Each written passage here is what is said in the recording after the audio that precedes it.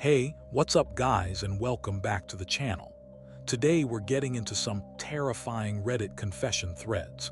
You guys have been loving the Reddit confession thread videos, so I'm going to keep making them as long as you keep watching.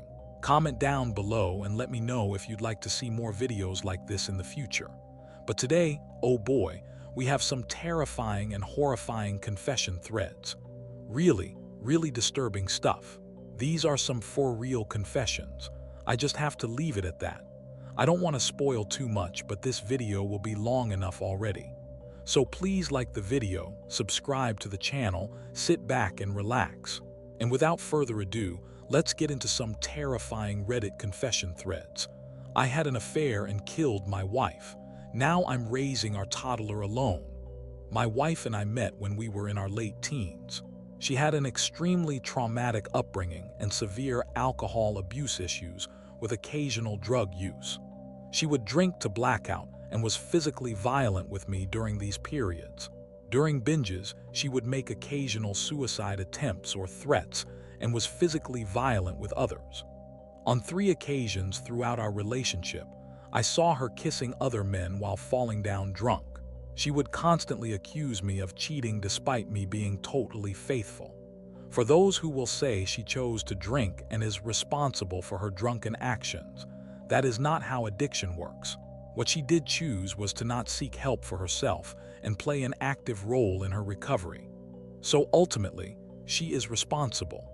But her behavior while drunk doesn't hurt as bad because I know it was driven by illness. What did hurt was that she didn't address the causes of this and continued to minimize, deny, and dismiss the significance of her past on her drinking and her drinking on our lives. This was a source of conflict, but ultimately I chose to support her journey, love her, and support her as best as I could and hope things improved over time. As we aged and matured together, she would one day be ready to face her past and address the root causes of her drinking. As we aged, the frequency decreased, but it was still really bad. She had awful social anxiety, and we were not able to socialize with my friend group because the results would be awkward or embarrassing situations due to the excessive drinking. Bouts of suicide threats or attempts decreased significantly, but binge drinking continued and occasional violence still happened. I smoked a lot of weed but was functional and successful in my career. I do not drink and was not physically abusive. I was emotionally abusive. For example, I would yell at her the day after she did something like run off into the night drunk and go into traffic, hit me or someone I love, and so on. It's worth noting that I grew up with an alcoholic father, and then my mom was with a man for my high school years who was alcoholic and abusive, and that my father eventually odd and died when I was a young adult.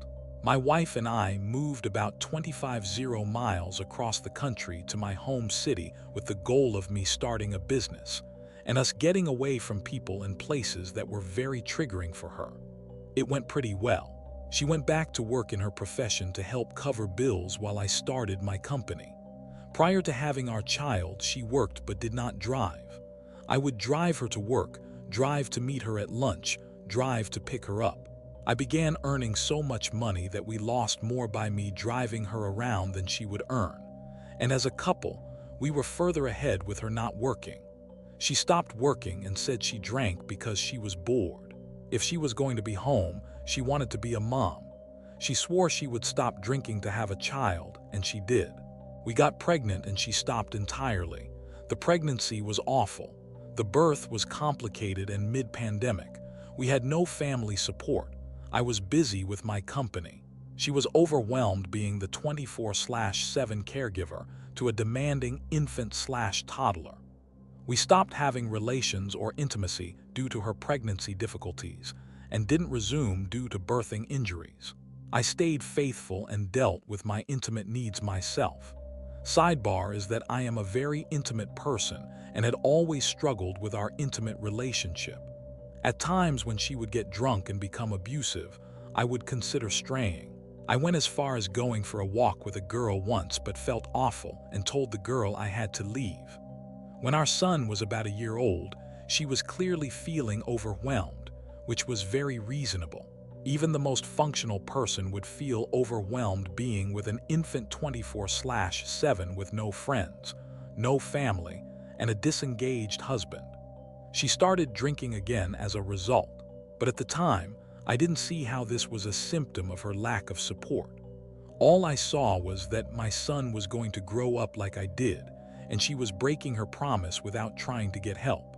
One night around 2 a.m., I heard noises in our bedroom and found her passed out drunk with our toddler crawling around on the floor. I went in and grabbed our toddler and angrily whisper-yelled, "What are you doing?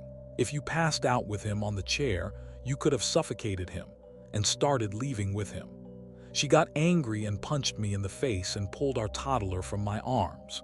I completely lost my temper, and for the first time ever, I hit her back. I hit her like a father would hit the back of a child's head when they're misbehaving. It was fairly hard. She started crying. Something broke inside me in that moment. The level of abuse, dysfunction, my disappointment in myself for hurting her, for hurting our child, for bringing him into this environment and failing to make life safe and stable for him.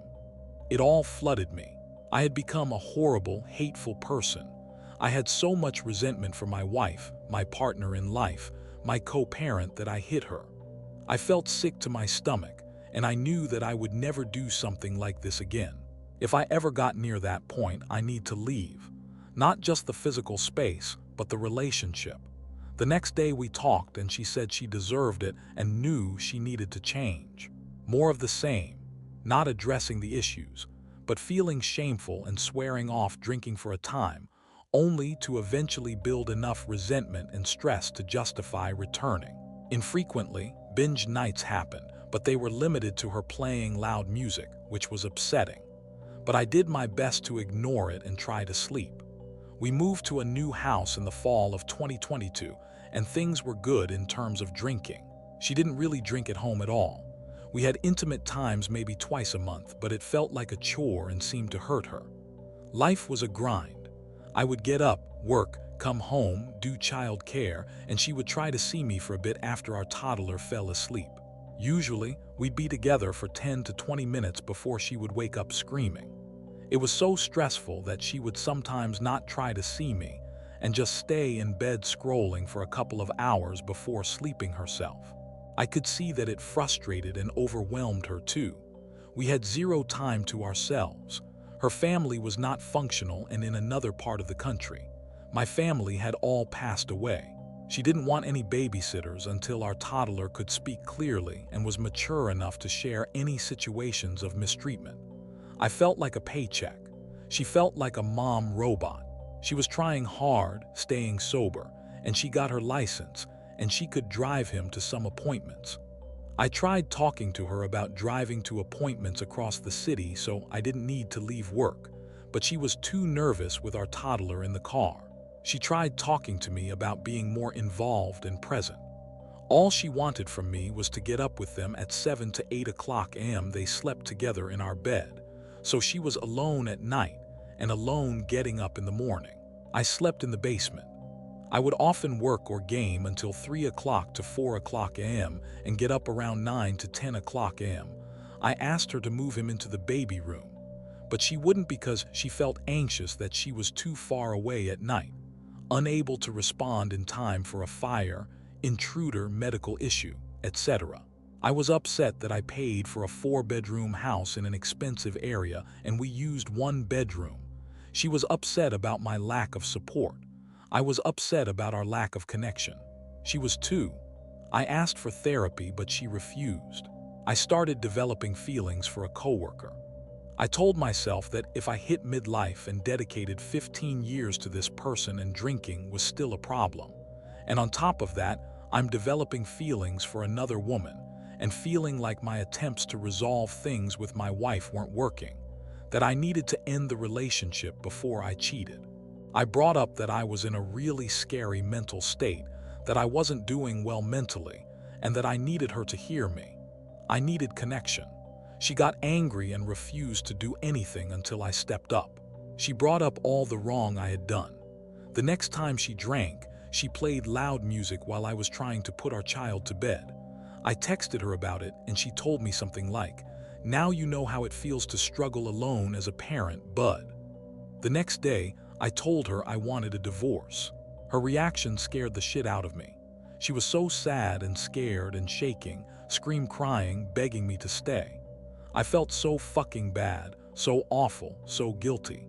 It hurt me so deeply to see the woman I love hurting so bad. I knew I was developing intense feelings for another woman and felt checked out.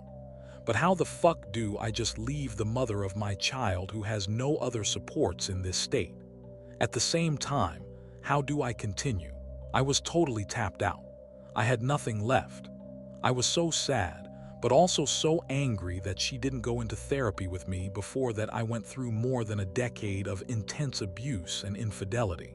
She refused to address it, but now that something is hurting her, she is totally invested in therapy, and that I don't want to was seen by her as unfair, not giving her a chance, abandoning and betraying her. It was so hard. I told her I don't want to reconcile until I see her do the work to address the root causes of her drinking. No more caving and forgiving because of promises to be better. I need to see it first. My feelings for my coworker were getting stronger. As we worked closely together, I told myself I need to either forget about other women and totally dedicate myself to my wife altogether, and accept a lifetime of struggle with these issues, or try connecting with another woman to see what it's like.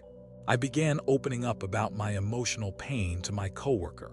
She told me she was going through a breakup, and I lied and said I was too. I took my ring off at work so she could be more open to talking to me deeply. I thought I would wait until my wife had done some therapy and cut off the conversations with my coworker if my wife put in the effort and made progress.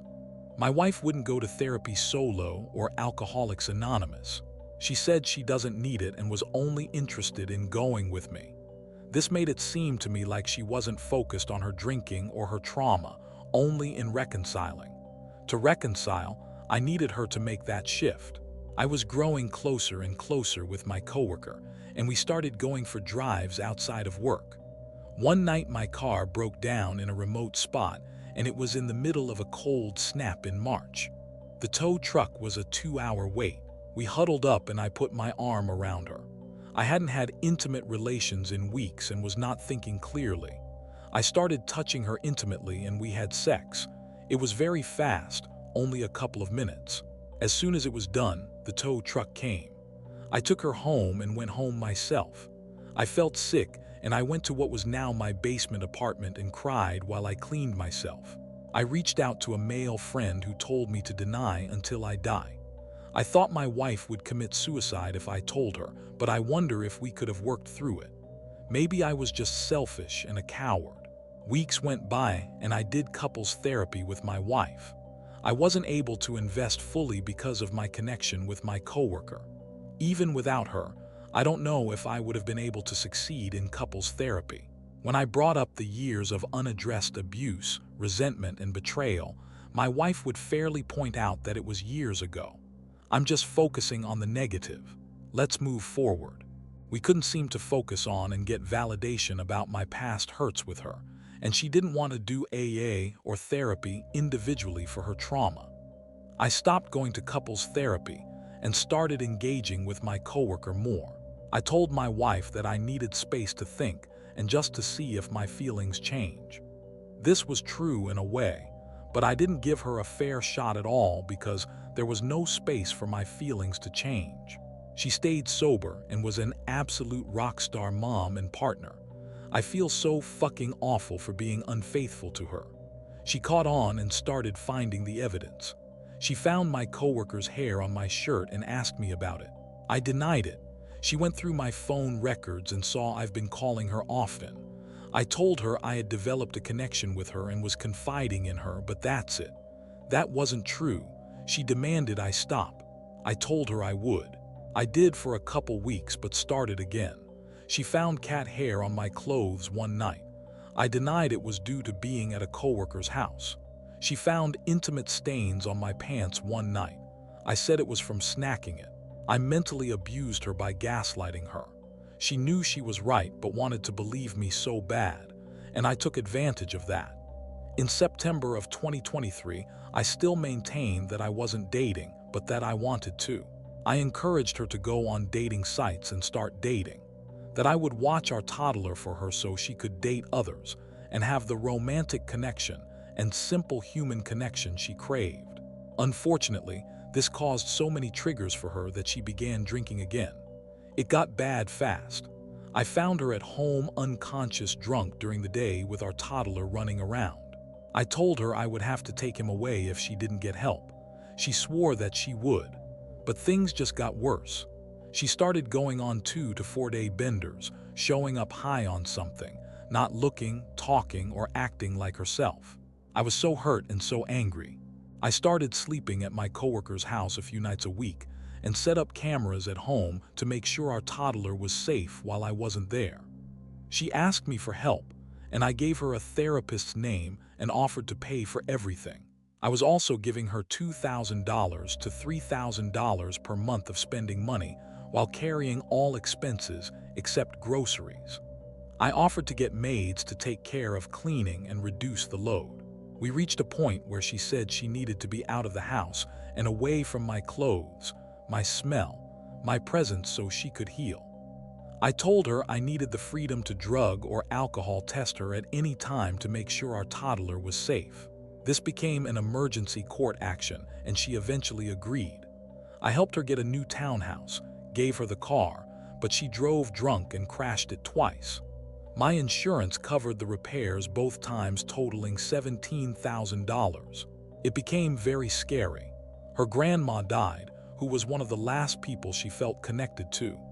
I could see a dark change in her, and she began wearing her grandma's hats and bracelets. Her other grandma died not long after, and she got even worse.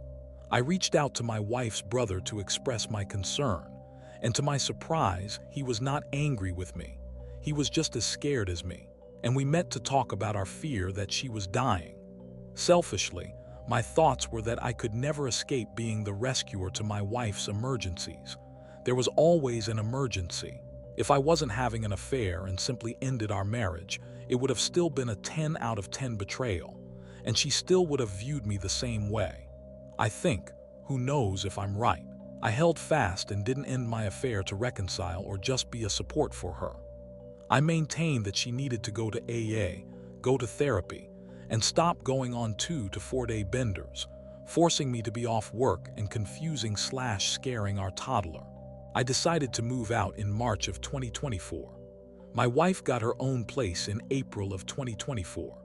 I couldn't financially manage paying my wife $2,000 per month net to help her survive, while also paying for my own household and expenses. I cut my work hours from 50 hours per week to 20 so I could watch our toddler.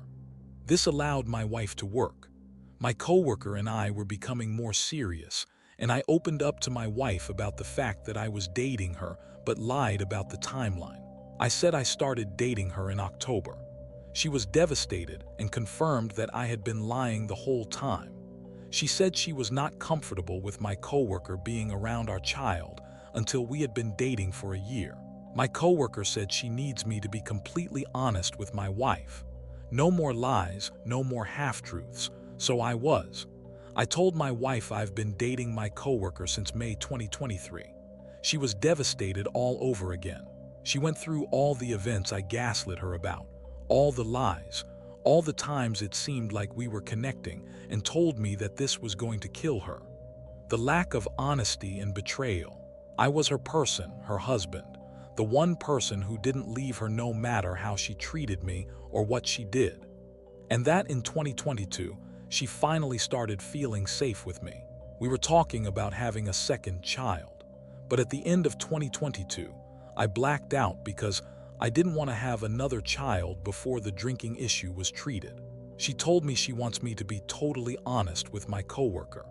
And if I was and my coworker didn't leave me, she would meet my coworker and consent to our child being around during the days I had our toddler at house. I told my coworker 70% of the truth, but didn't tell her that I cheated on her with my wife 3 times over the course of the year. Obviously, my coworker felt hurt, betrayed, angry, sad, and demanded that I don't continue conversations with my wife. I don't go to her house. I don't play the role of a support figure. I should have said, "Too bad. I know it's unfair, but this is my child's mother who is in a crisis, and my primary job right now is to come clean about everything and try to help my wife get sober and healthy." I didn't though. I tried my best to toe the line. I wanted to keep my new relationship and work my way up to being honest. I was in therapy. I FaceTimed my wife daily, either to do bedtime stories with our toddler when he was at her place or vice versa. I took her food to show affection through her grieving process with her grandmother's deaths and our divorce. In mid-May of this year, I realized I couldn't do this. I'd rather be with my wife, drinking or not, and do my best to help her. Seeing her in this much pain and knowing how much I contributed and how awful it was, I knew I had to stop what I was doing. I called my mom. She lives far away. In case anyone is wondering why she was not a family support for our child, to tell her the truth about everything. My mom was very disappointed in me but supported me in returning to my wife. I decided to sleep on it. If I still felt so strongly and so certainly, the next day I would tell my coworker that I am not sorry but I must prioritize family. In the morning, I got a call that she had died by suicide. The night before, she left a note saying that she could not handle the PTSD and nightmares from me gaslighting her. She was clear in the note that this was my fault, that I betrayed and abandoned her and left her alone during the worst time of her life. She was clear explicitly that I killed her. The coroners and detectives warned me not to read the notes, but I had to know. I came clean to my coworker about everything, including my intent to leave. Now I have lost my wife, the mother of my child, my person. I see clearly now how, despite her flaws and faults, and although her drinking was not my fault, the stress I caused her that often triggered her drinking was my fault. I see how much more I could have done. I see how horribly abusive I was. My wife was too, but not in the recent past. I see how distorted I was. I wake up in the night often. I cry constantly. I have breakdowns multiple times per day. I shake. I feel sick. I might as well have killed my wife myself. My child is going to grow up with no family except for me. When they are 18 and ask me the truth about their mom, I will tell them and they will hate me. I don't need any of you to tell me how awful I am. I already know. I want to die. If it wasn't for my toddler, I would commit suicide. I now struggle day to day trying to stay alive to look after my child. I hate myself. I hate what I have done. I hate that I will never have a chance to explain to her. I hate that I slept on it. I was less than 12 hours away from making my decision while she was still alive, and I'm certain it would have prevented her death. Why? I hate that I prioritized the person I knew and dated for a year over the person I was with for 15 years, married and had a child with. Yeah, she abused me. Who fucking cares? She would have always been there. If I put in more effort, she would have been okay. All she needed was some support. She was alone in the world except for me, and I checked out on her. Yeah, she refused so many chances to heal or address her issues before, but who the fuck cares? Why be spiteful or say she should have changed when she had the chance? All that matters is that she was ready, that it wasn't on my timeline, didn't warrant my spiteful withdrawal. I ruined my life. I killed my wife. I lost my girlfriend. I destroyed my family. I destroyed my wife's family. I devastated my mom, who lost a daughter and now has a shell of a son. I upped my life insurance to $3 million. I hope I die. My child will be set for life and will not have to deal with having a monster for a father. So many people tried to warn me. My coworker asked me many times if I was certain I was done with my wife. She said if I wanted to try again with her, I could, and she would wait for me. My best friend warned me. My wife begged me to give her one more chance. I am so sorry for what I have done. I don't deserve to live. And yeah, let's just sit with that for a second, because that's a lot to process. A ton of emotion in the op's writing. This is just one of the most intense and emotional confessions or threads I've ever read before. The op doesn't seem to be doing okay. I mean, Most of the time these confessions end on a good note, but this one just kept going down and down and down, and he doesn't seem to be doing well. But let's get into some of the comments because the op does lay out some more issues or address some issues in the comments. The op says, "I'm in therapy and a bereavement group. I needed to dump all my thoughts somewhere, and I don't want to put this on a friend. I've had some nice comments of support. I hope someone somewhere who might be in a similar situation will read my story and maybe it'll help them pause and consider what could happen. I never thought suicide would be the outcome here. I thought I had time to try a relationship with someone stable for a while. Worst case scenario in my mind was I regretted it and asked my wife to take me back. It can happen to anyone. It's definitely not the norm, but most people who are cheated on don't die from suicide, but it can happen. And that's the reason he outlined it here so well, and the reason why I make a lot of these confession videos. These people can really provide support for everyone watching now. If you're in a similar situation, you're not alone, and you can just learn some lessons from people who have already been through something, and you can realize that you're not alone, and that there is a light at the end of the tunnel, and you can figure out your own experience or your situation. Some other commenter says, "This is one of the most haunting things I have ever read. I will never forget you. This will live with me forever now. I'll keep you and your child in my thoughts always." And then the op responds saying, "I also feel haunted by this, by every misstep, every choice. It is a nightmare. And I can't believe I've made such bad decisions that this is now my life.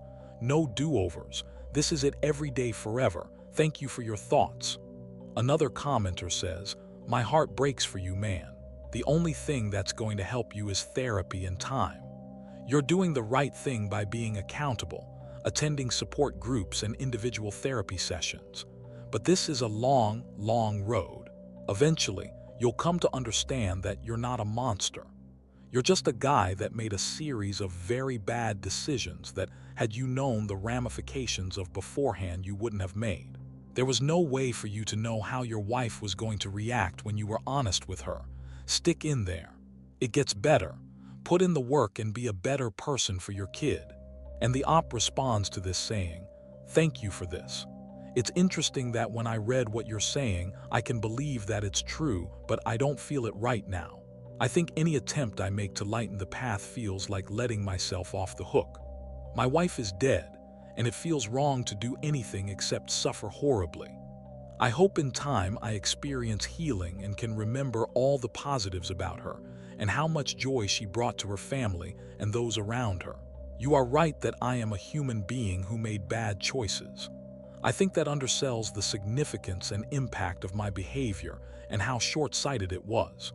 But at the end of the day, I was hurting and not thinking clearly at all. My child is my priority now. These cycles can't be allowed to repeat. 2 generations now have died prematurely to odding or suicide. My measure of success is my toddler growing up happy, healthy, safe, and loved. And I mean, that's great." The op is taking accountability and realizing that the best steps forward are to take care of his child and to make sure this doesn't happen again and the cycle doesn't repeat. So that's a great, positive note. And then the op does answer a lot of general questions which we can get into briefly. He makes an edit saying, "Wow, I am overwhelmed by the comments here, and so I will write a general response to everyone. For those who wrote with support, thank you so much. The comments of support from strangers are oddly comforting. I am doing my best to heal, though at this point, it does feel like recovery from this is not possible. I'm trying to take the perspective that this is the emotional version of a catastrophic physical injury, where the best outcome possible is recovering some ability and making peace with the ability that has been lost.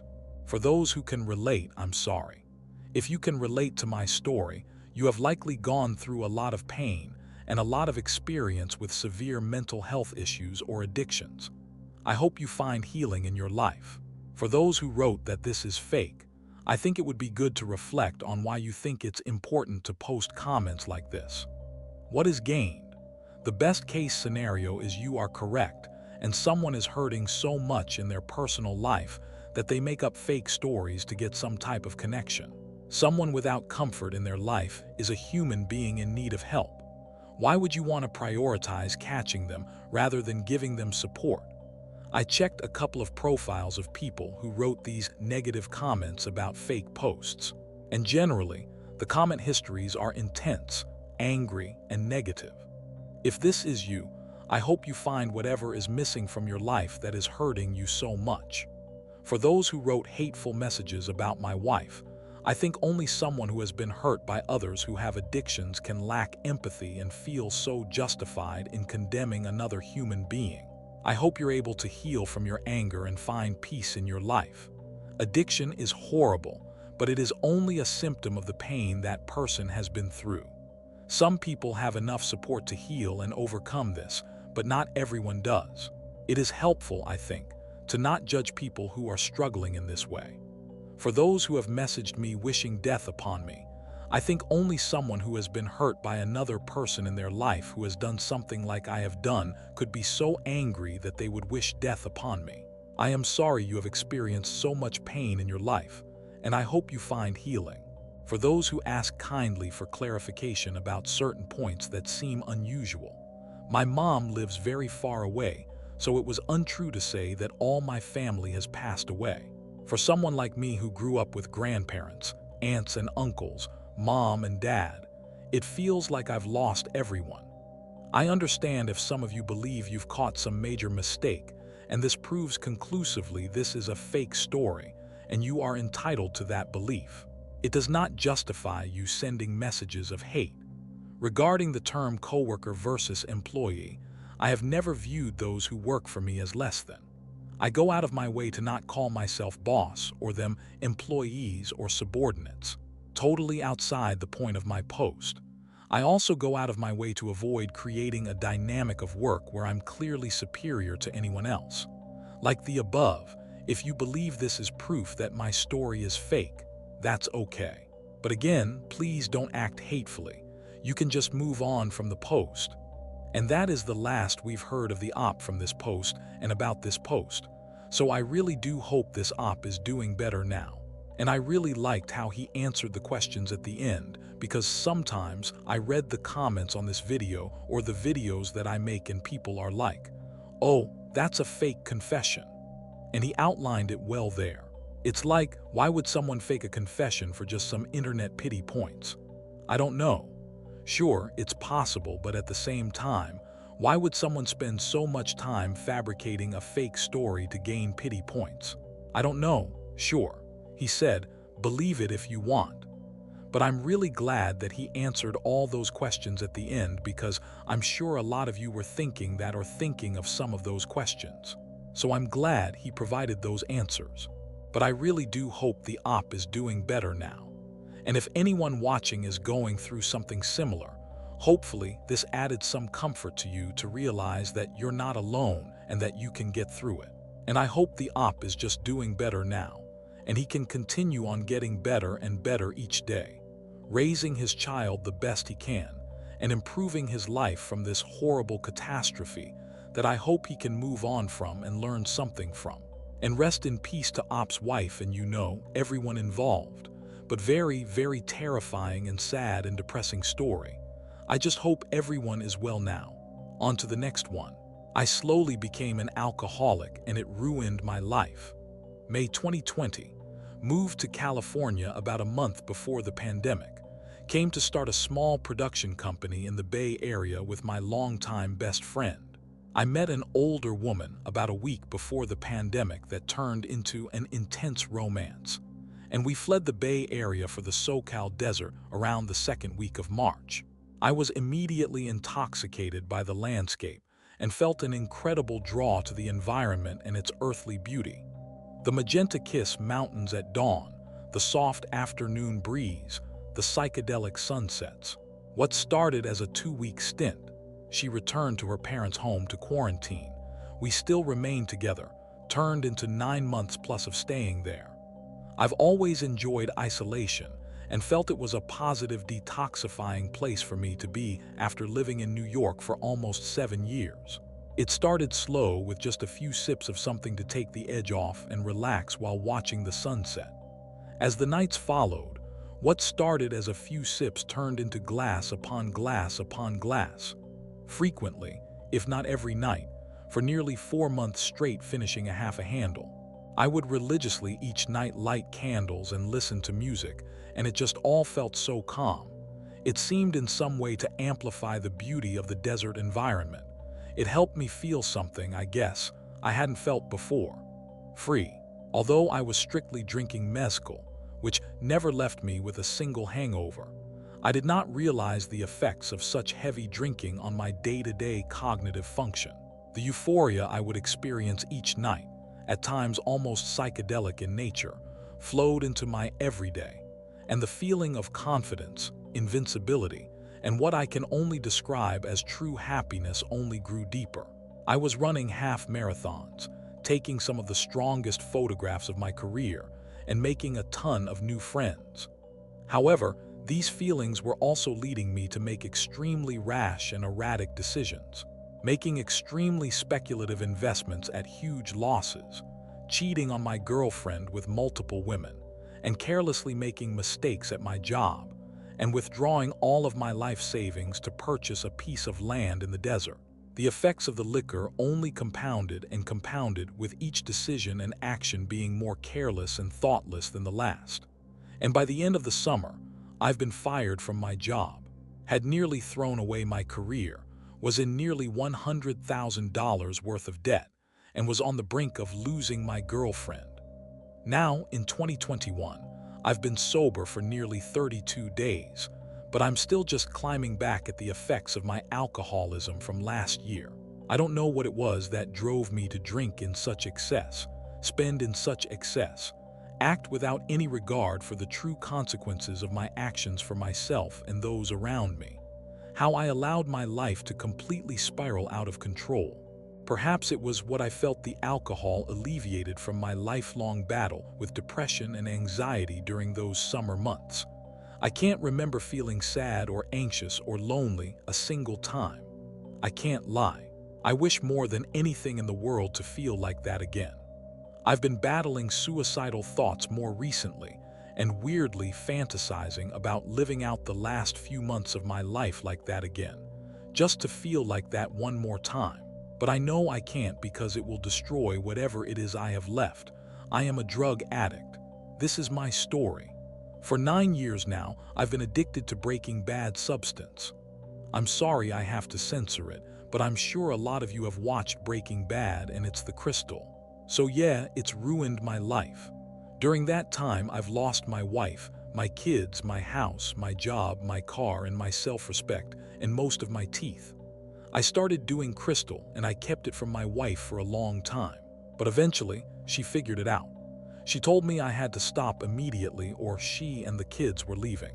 I agreed and promised to stop and got high the same night.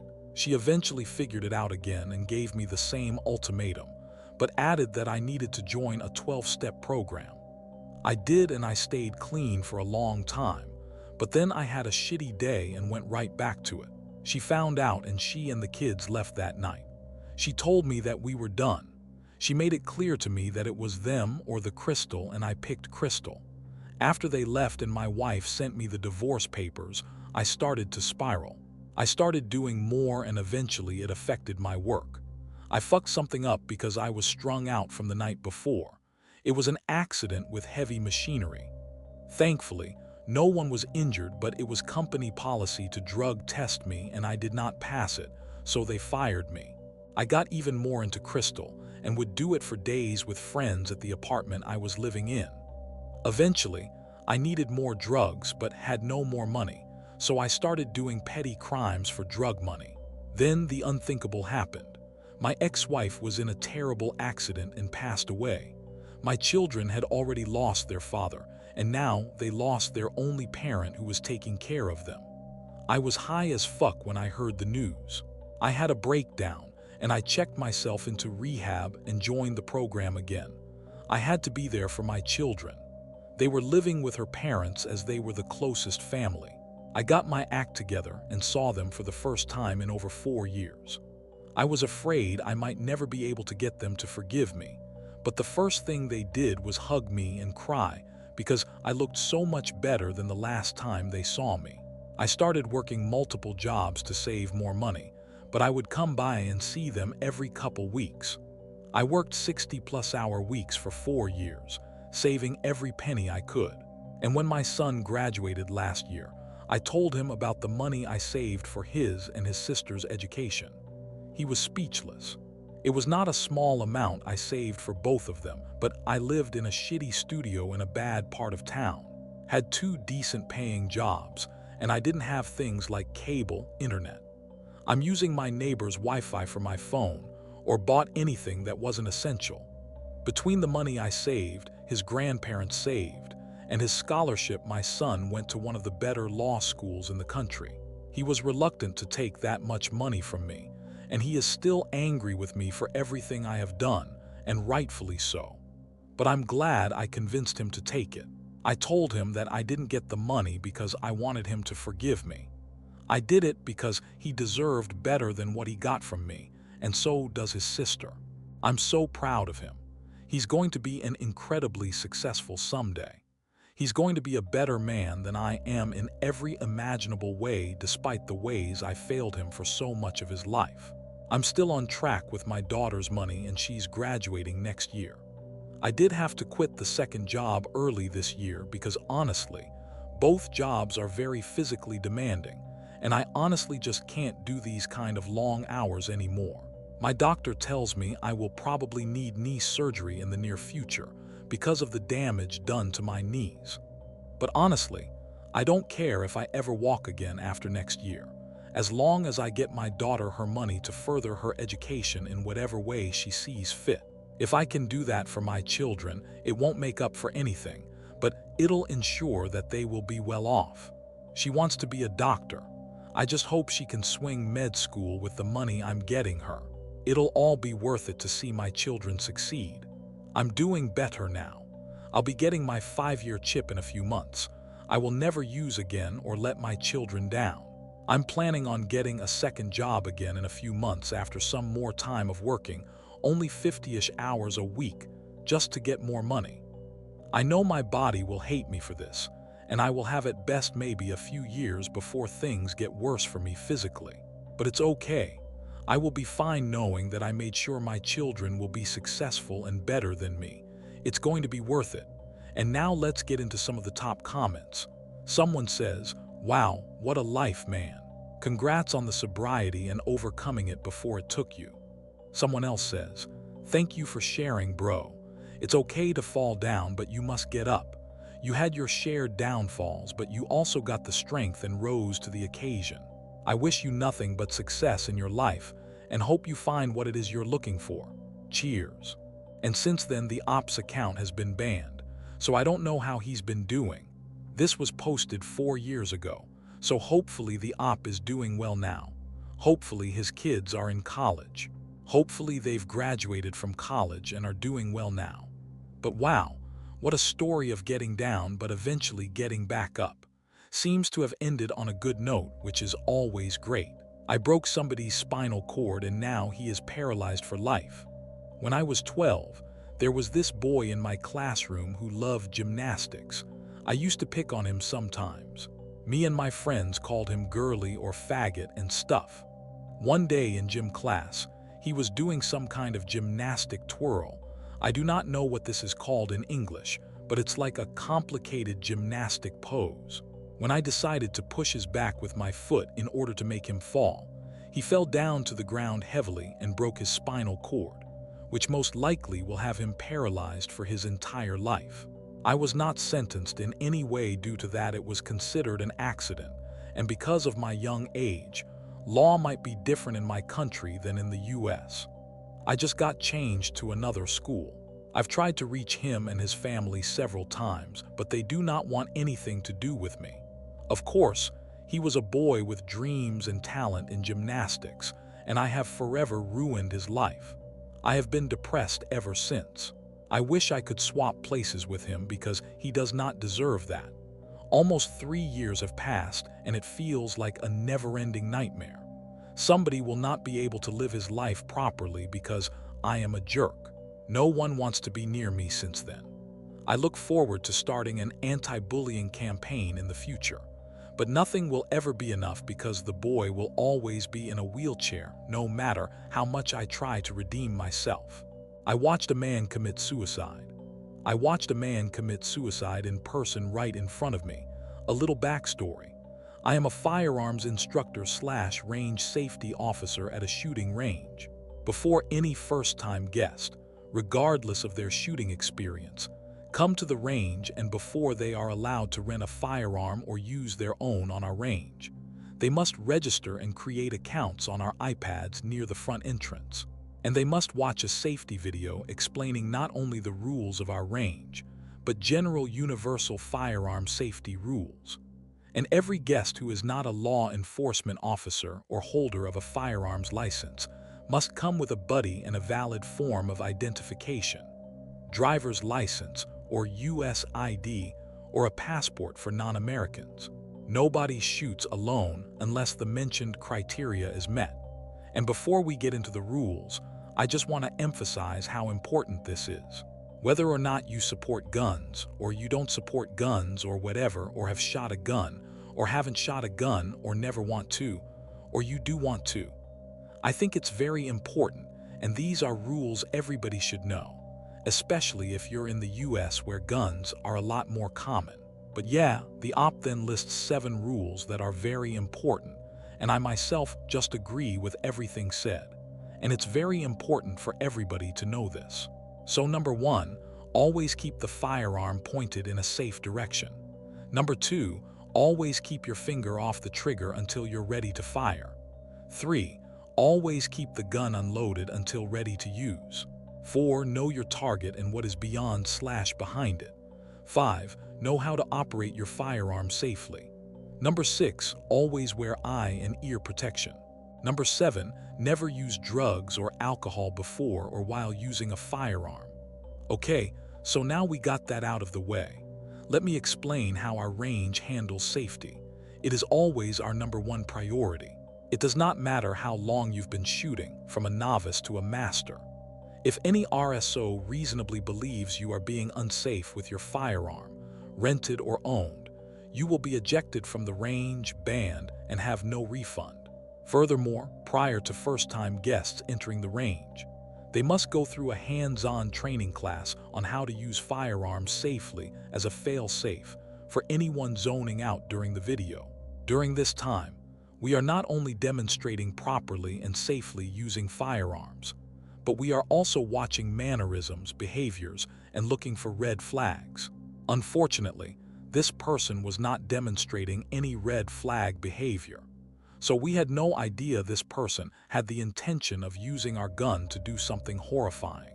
He was laughing and smiling and holding conversations with us and the rest of the staff.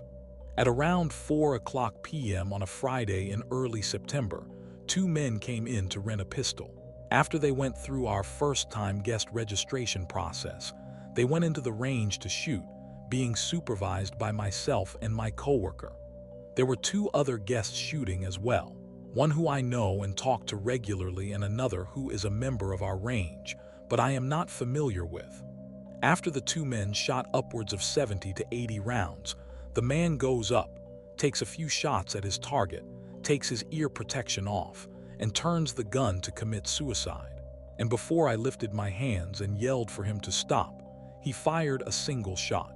And then the description gets graphic, so I won't read everything because it's just very graphic, but he commits suicide right there. He was dead before he hit the floor and before either of us RSOs could react. His body is now on the ground with blood pooling as we guide the other shooters out of the range. We have quick alarm buttons on our walls in every range and at the counters outside that call for either medical or police. I lift the glass on medical and hit the button. My coworker radios in that we have a suicide and to have the guy at the counter call 911. We both stood over the guy's body, not knowing what else we could do or what we should have done to prevent this from happening and saving his life. What haunts me to this day is the fact that there were no indications of this man having the idea of doing something like that. Hug your loved ones, say you love them, call your family, call your friends, check in on them. You never know what someone is feeling or thinking. And I learned that lesson the hard way. P.S. I'm fine. It was intense, but I processed it without lasting impact. I stayed grounded. I understood the gravity of the situation, but it didn't resonate with me on a personal level. I almost killed my stepmom. This is pretty hard for me to post. I've never talked to anyone about this. Even my wife doesn't know the full extent of it, but here we go. In 2000, my mother was diagnosed with lung cancer. She was a 2-pack-a-day smoker for about 25 years. She fought hard and was able to extend the short life expectancy the doctors gave her. I'm not sure how long they gave her. I was 10. They spared me the details. Anyways, she survived for over a year and ended up passing away in February of 2001. I remember it as if it was yesterday. Her best friend came over the very next day as we were in mourning to pay respects and say goodbyes to her friend, which is normal and fine. The thing I felt weird about was that same night, the day after my mother's passing, she spent the night with me and my dad. She slept on the couch. At the time, I didn't think too much of it. Had other things on my mind, obviously. Plus, we had numerous family and friends coming by and sleeping over before her passing as well, so I grew semi-used to it. Time goes on, and it seems every other night she's sleeping over. Within the first months of my mother's death, she's finally sleeping in my dad's room with him. During this time, she was respectful and nice. She brought her 2 youngest kids a lot as well, which was nice at the time. Fast forward 3 months, we ended up moving and she and her 2 kids end up coming with us. By this time, they are already talking about marriage, which I strongly protested along with every single family member of mine as well. They decided to ignore me and everyone else and get married the same year my mother passed away. At first, things were the same as they were. But as time went on, she began to show favoritism to her own kids, which I guess is understandable. But to the extent that it grew was kind of disturbing. She'd let her kids get away with murder. They would taunt me, make fun of my dead mom, throw ashtrays at me, yelling, "Your mom wants a hug." She was cremated, so pretty much anything with ash was fair game to use to fuck with me. A year goes by in the new house, and me being a skater kid, I frequented the skate park a lot. On my way back home one day, I ate shit bad. Hit a crack in the road on a very steep and large hill. I was probably going in excess of 20 mph. The board stopped, my body flew, then rolled a few more feet. I was barely able to move but managed to hobble back, cradling my arm like a baby and screaming at the top of my lungs the entire way home. As I'm walking up, she intercepts me in the garage and accuses me of overreacting and tells me the quote of "stop being a little bitch." I knew there was something wrong with my arm, considering I was physically unable to move it at all. But she wouldn't listen to me, and my dad wasn't home from work yet either. For hours, I waited for him to show up. And when he does, it turned out my stepmom had already talked to him, so he wouldn't listen either. The next day was a school day. I remember this because I was awoken by my stepmom's little creep of a son throwing my full backpack onto my chest to wake me up. I woke up screaming. Stepmom comes running into the room and promptly tells me to shut the fuck up. "You're not hurt. Stop faking 'cause you're going to school." Well, I couldn't stop. I was in agony. I was still holding my arm like a baby. So she punched my bicep in the fashion friends, what I guess you could call a friendly punch, and said, "I'm taking your dumb ass to the hospital just to make sure you feel stupid when they tell you nothing is wrong." Well, upon seeing the doctor, he almost immediately says, "Yep, your shoulder was broken. I can tell by the way your arm is instinctively supporting it." Stepmom was silent. Doctor set up x-rays. Turns out my collarbone was completely shattered. Proved her wrong, but it only fueled her rage more, it seemed. She became spiteful. Took away all my skateboards, bikes, anything that I could ride. My arm was in a sling anyway, so it wasn't like I could use them anyways. But she had no intent on giving them back to me. In fact, she gave them to her own son. Even my own dad said it was for the best because I've shown to be irresponsible with them and can't use them correctly. Only thing I was able to do was play video games. Barely, considering my arm was completely bundled up. Another few months go by and my arm is healing up good, and we all go on an easy hike in the desert. We find and pick up some wild cactus apples. Excited and eager, I start eating one with the help of my dad. Turns out there were little mites in the fruit and I contracted scabies. Half of my face swells up in the most morbid of ways. I couldn't talk right, couldn't open one of my eyes. I was fucked up. My older sister, that I just realized I haven't mentioned at all yet in this post, came to visit me with my 2 nephews, drove 3 hours just to hang out with me and see how I'm doing. As soon as she sees my gruesome swollen face, she screams in terror, grabs her kids and leaves. Needless to say, it made me feel like more shit, but I understand. She calls my dad urging him to take me to the hospital, but stepmom refuses again, saying it's not that bad and that all I need is a nice warm washcloth. Well, 2 weeks go by, swelling is reduced, but not completely gone. Sister threatens to call the cops if they don't do something. So stepmom again tries saying she's going to feel dumb when it turns out to be nothing. Well, this time doctors say at this point they can't tell what it is. Scabies was the most likely considering the symptoms. I'm told that I should have been there 2 weeks prior when I couldn't open my eye. Stepmom takes this as a win. More time goes by, more shit happens with stepmom. CPS is called and I'm interviewed. Nothing happens with that. Holidays were ruined by her kids, yet I was to blame. I ended up basically being the Cinderella of my house at this point. My bed was even moved into the laundry room. One year, the pipe burst and my room flooded up to 8 inches. Nothing was done about that. Eventually, when I was about 14 years old, I worked up the courage to tell my dad what I thought about her and how she treats me. Well, I guess by this time he was so tainted by her that he began talking like her. He said, "Get over it, she's not mean. You're just trying to antagonize for the sake of drama."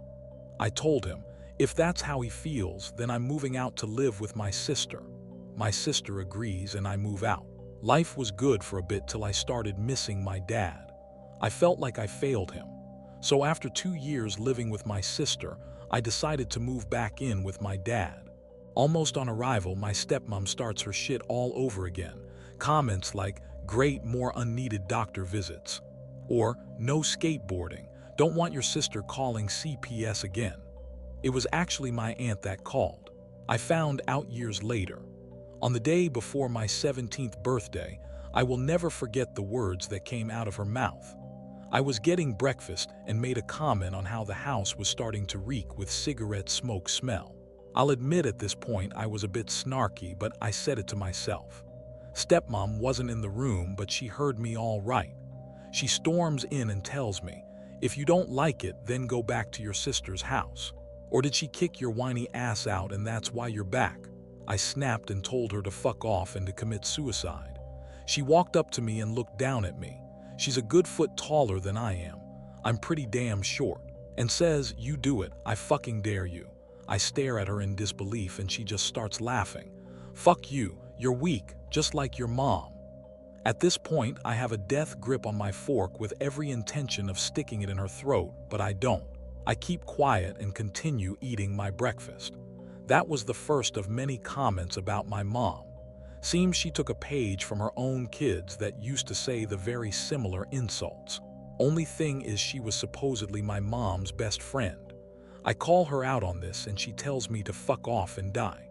Because of the years of mental abuse, I become depressed. Suicide was on my mind a lot and she knew it.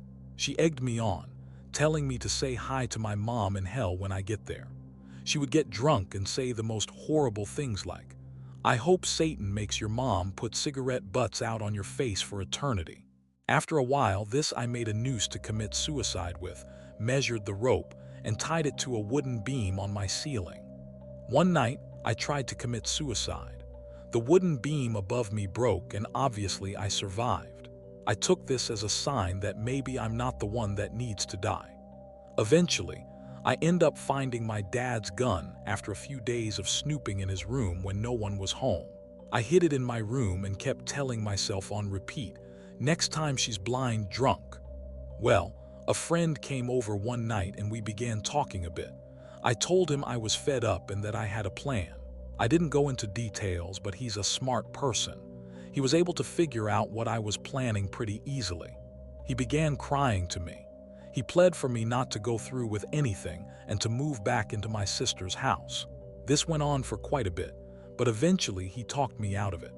I showed him the gun and he snatched it so fast and took off out of my house and down the road to the lake. He tossed that shit as hard as he could into the water. Somehow seeing that made me feel better. Anyways, I realized this is pretty anticlimactic, but after that, I just ended up moving back in with my sister. No one in the family has any contact with my dad or his wife anymore, and at this point, I think that's his choice. It's been over 10 years since then. I've moved across the country to numerous different states. I've made a career and name for myself. I got married to my dream girl and we have the best little girl together. Things could not be better. Last I heard, stepmom's two youngest are in rehab centers and stepmom had a massive heart attack that almost killed her. Surprised me that she even has a heart. Karma, I'm guessing. Anyways, that's my life. Laid it all out in its poorly written glory. I'm sure some people won't buy this, but I honestly didn't put this here for anyone else other than myself, so it's no skin off my back. Take what you want from this whole thing as you will. I'm just glad to get this off my chest one way or another, and grateful that I had an amazing friend that was able to help me out of my darkest places. And you know, at the end, he really outlined two very important things. There is always a light at the end of the tunnel. Your life can always get better. I mean, it looked very bleak for him at one point, trying to commit suicide himself and then trying to murder his stepmom. I mean, two horrible things that presented opportunities to him, but he got through it. He got through the bleak time. He got through the bad time. And if you're going through anything even similar or not even similar, but even no matter how bad it is, how depressed you are, how bad or horrible of a situation you are in, you can get out, and there's always a light at the end of the tunnel. And also the second thing that he outlined was talking to somebody. He talked to his friend, and his friend saved his life because he would have been in prison for the rest of his life. And so, you know, that's two very important things that I just want to outline. Talk to somebody. If you're going through something, please talk to somebody. I've said it in multiple videos beforehand.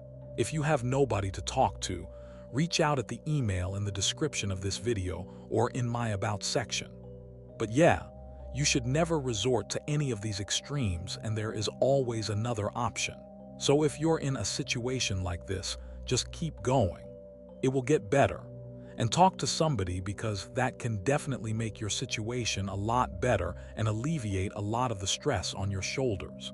I've been diagnosed with a terminal disease. I haven't and don't want to tell my friends and family. Sup fam, longtime lurker, don't know why I'm posting this. Maybe it's the alcohol, maybe it's that I'm tired. You know, really tired. So here's my story. Some months back, I was hospitalized with pneumonia and I spent a week in the ICU. My bloody lung had collapsed. Long story short, I'm in my 30s, always been pretty fit. One of those annoying fucks that loves to get drunk and run marathons the next morning, but landed myself in the hospital. And after extensive tests, the docs found I had scar tissue on my lungs.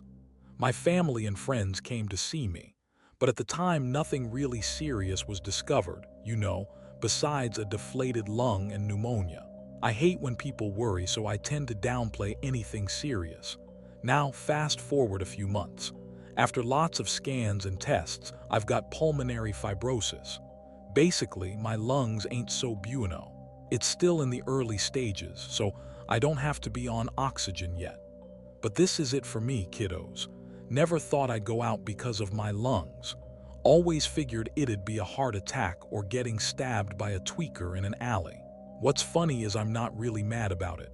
People talk about fighting disease. I've been in plenty of scraps, I've taken life. I've seen life taken. This isn't like that, not at all. When it's your time, it just is. I feel like a fraud, a liar. I know people around me can tell things aren't okay, but I don't want to talk about it. You know, I've seen too many people die too slowly. What happens to people around them is agony. I've always been the strong one, but right now, I feel pathetically weak. I hate being dishonest. Everyone around me has so much shit going on. They don't need to deal with this too. So I'm telling you, my digital compatriots that gaze into this digital ether, I'm a coward. But that's okay. 10 years ago today, I almost executed a plan to murder my brother. I always considered myself the fuck-up of the family, and this victim mentality really didn't do me any favors. My brother and I had kind of a rough start of it. Both parents underemployed, father alcoholic, mother depressed, and sort of checked out of reality. We were latchkey kids, basically raising ourselves, and I kind of decided life was over before it began. But my brother was like, I don't know if he was oblivious to the whole situation or if it fortified him, but he was just driven from day one. He was the younger brother, which made it even worse for me. While I was failing classes and getting teased and disappointing everyone, he was crushing it at everything he even gave a try. Phenomenal athlete, math whiz, everyone liked him. And somehow he actually managed to be a good person on top of all that. At the time, I thought everything came incredibly easy to him. So I didn't acknowledge any of the backbreaking hard work he had to put in to be that kind of guy. The resentment built up for years, and eventually, I became pretty alienated from my family. That's when I got into the party lifestyle and from there gambling. It started as the group I'd fallen in with, always hitting casinos for cheap drinks and fast girls, but quickly became an obsession for me.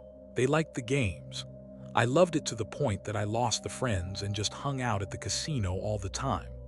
Meanwhile, my brother was building this tremendous small business and making out really well for himself. Eventually, I hit bottom, or what I thought was bottom. After losing every last cent of borrowed money and having to leave town, I went to my brother in earnest at the time and begged him to just give me one more chance. He was so incredible. He got me into a program and helped me get clean. He got me a job at his business. He even let me live with him despite the fact that his fiancée definitely hated my guts, but he didn't know about my gambling. I never told him. I stayed on the straight and narrow for a while. But after about a year, I just convinced myself that he wasn't doing any of these things, the job, the rehab, the room, out of kindness, but out of condescension. I grew to despise him and my whole life around him. Even though it was exponentially happier and healthier than anything previous in my adult life, though I was too blind to see it, I felt beholden to him and figured that's what he wanted. At no time did it occur to me he wanted me to get on my own 2 feet and just be his brother. I figured if I was too cynical to do the same for him, why would he do it for me? I couldn't cope with the shame and remorse and anger oscillating inside. One moment I'd feel crippling rage. The next I'd be overwhelmed with guilt for being so ungrateful. Then I'd be angry at him for making me guilty. The thrill of hitting a big win was my only release. It made me feel successful and worthwhile and independent, and gave me the sense of hope that nothing else at that point could. A lump sum of cash seemed like the answer to most of my problems, with the answer to the rest being a bigger lump sum. But it wasn't even really about the money so much at that point. I already had the best job I'd ever had before. It was the beautiful women, the free stuff. You know, you just feel like a movie star when you're on a run in a halfway decent casino. And you would only have to do the bare minimum to make me feel special in the moment because I felt so low in the rest of my life. After about 1.5 years, I thought my brother might be getting suspicious because I was making good money at my job, but never seemed to buy anything fancy or make a move towards my own place. My presence was definitely causing strain on his marriage, and he was probably anxious to kick me out without forcing me back to my old lifestyle. So one day, I told him I'd gotten an apartment and I took off. I was actually homeless. Some nights, the casino would give me a room, but by that point, I rarely had enough money to attract attention. I started borrowing from shadier and shadier people.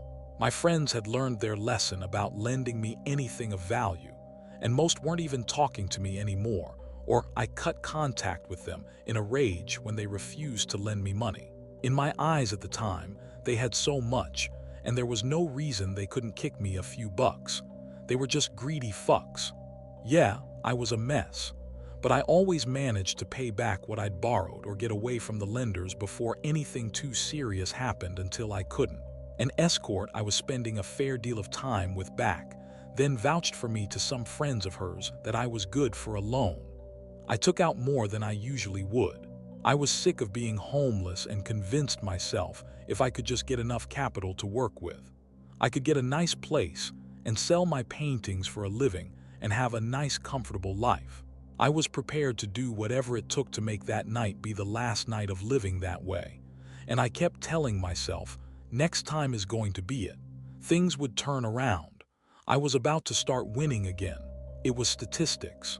I had to win the next one.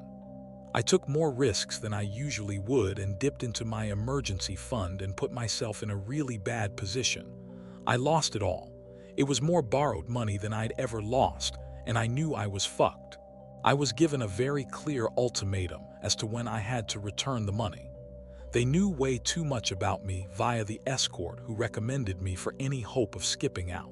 Plus, unlike the smaller guys I dealt with before, mostly friends of friends, employers, or wannabes, these weren't the type of people to so easily forget a big loan.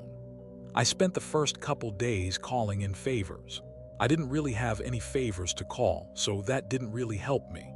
Only one guy even took my call, and that was just to tell me no nicely. Then I started thinking I'd end things. But I was just such a narcissistic, bad person back then, that within 12 hours of planning how I'd do it, I thought, this is really my brother's fault that I'm in this position. Why should I have to pay for what he did to me? He's been holding me down my whole life. I was so out of my mind back then that I don't know what the thought process leading up to that could have even been. But the only one of our parents we spoke to was dead. So I figured there must be something for me in the will. He didn't have any kids yet. We talked about the end of our life at some point, and he'd strongly hinted he'd leave something for me. Despite his success, he lived pretty frugally, so I couldn't just snatch his car or anything to handle this. I wasn't smart enough and didn't have enough time to embezzle. I figured I could make it seem like a robbery gone bad. I was nowhere near smart enough, even in a lucid state, to pull that off. I don't know what I was thinking. I made a spectacularly half-assed, nonsensical plan and was going to wait outside his house. He, or rather his fiancée, made me give back the key when I moved out and just go for it. My plan involved me showing up before he got home from work and did not take into account what I'd do if he were to come home early for whatever reason. So as I was approaching the house, he was out back doing some repairs and he recognized me. I don't know if my height and build are that distinct or he knew my shoes or what, because I was wearing a mask, and he immediately came around saying, "Hey, is that you? Come on in here. I was just fixing to go out. Have you eaten yet?" I was still far enough away that I guess he didn't register that I was lurking around in the dark with a mask, but I ripped it off and something just overtook me. I was at the absolute peak of my stress levels and in a delirium. I just broke down. For maybe the first time in my life since he was a baby, I saw my brother in a wholly positive light and as a refuge rather than a threat, and I just collapsed crying. I told him my whole payment situation. He consoled me and took me inside and worked out an agreement in which he paid off the people in question contingent on me entering treatment. He had no idea about my gambling problem before then. From then on, thanks to a lot of therapy and GA, I managed to heal from the whole clusterfuck that was the beginning of my life. My brother knows about everything now, the feelings of resentment, the lies, but not this. I've still never told anyone this. I'm far too ashamed. And I'm always worried if I say it even one place out loud, someone might know my brother and feel compelled to tell him. even though I would never in my right mind, which I am now, consider doing something like that. My brother would have no reason to believe it. I almost told him on step 5 and again on step 9, but I figured it would fall under the cause injury to category. Basically means that it is something that would be more hurtful to tell him than to let him go on not knowing, because he's already had so much hurt and betrayal in his life. He genuinely trusts me now. He's happier for that, and it took years to get to that point. It might make me feel better to tell him, but it would probably be just one more burden for him to carry. I almost told him today, thinking enough time had passed. It had to be all right, but I thought about it and realized, he stands to gain nothing. It would really be so much more for me than for him. I love him so much, and I'll never forgive myself for spitting in the face of his kindness for so many years. I could never tell him, but at the same time, it definitely creates a wedge between us. I've thought about it more than once. I couldn't ever take the risk. He's the best thing I'll ever have. I've just got to put that all behind me. I think this helped me think through it, though. I don't know. Thanks for reading if you did get this far. Oh, and if you need help, do try a meeting. My brother dragging me into one surely saved my life. I'll drop a list of national hotlines in the comments. My rich dad lost it all. So, I am 24 female. I come from a very privileged place, and I can't really talk about that with my friends because I'm not really sure there will be any left after that. So I'm saying that here. My dad made his money because he was in tech when no one was. Like, he started working in the 90s and got involved in the creation of so many major companies. It's actually insane. He made millions from it, and today he's now about to be homeless. So how did he do such a magic trick, you may ask? Addiction is not your friend. I'm pretty sure my dad has them all. Alcohol, gambling, drugs. When I was little, it was pretty well known that we had money. And I mean, pretty easy to see. I had an amazing apartment with a beautiful view, a castle for the weekend, and various summer houses. We were always traveling to exclusive places. I had my first Chanel bag when I was 9, my first Rolex at 12. But behind the scenes, everything was bad. My mom left my dad when I was 4 because he was beating us when he was drunk. And from that moment on, he wasted everything. It started to be well known in his line of work that he wasn't reliable for partying too much, not showing to some important meetings, etc. For that, people got less inclined to work with him, and rightfully so. But even with that, he was set for life in theory. For some strange reason, he stopped paying his taxes. Like, I don't know, he just didn't feel like it anymore. Well, that's what got him in the end. Also the crazy gambling. But a casino can't seize you. The state can. So little by little, everything got sold, and now they came for where we lived, and we lost that too. In a month, he will be in the streets without a job. I have still got 1 year left of uni that I don't really know how I'm going to pay for. A trust fund isn't a thing in my country, and I don't really have anything to my name, but I'm about to be a doctor, so I'm not too worried for me. My dad, on the other end, I don't know what's going to happen. Honestly, it just is hard to comprehend how you can go from having it all to nothing. Piece of advice: don't drink and pay your taxes. And I mean, wow, that's just such a depressing story. And who knows what happened to the Apes father, because I don't know how you can deal with the weight of knowing you had it all and you're homeless now. Like, what do you even do at that point, truly? Like, that is like just rock bottom. I don't know how you even recover from that. So I hope Apes father is doing the best he can. But I mean, this is a great lesson once again.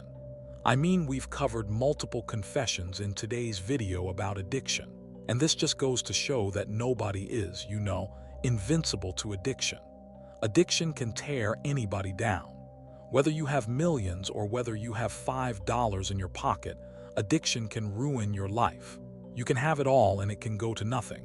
So just everyone watching, just take this as a lesson and a moral of the story. Addiction is a slippery slope, and even if you have millions of dollars to protect yourself, it still may never be enough.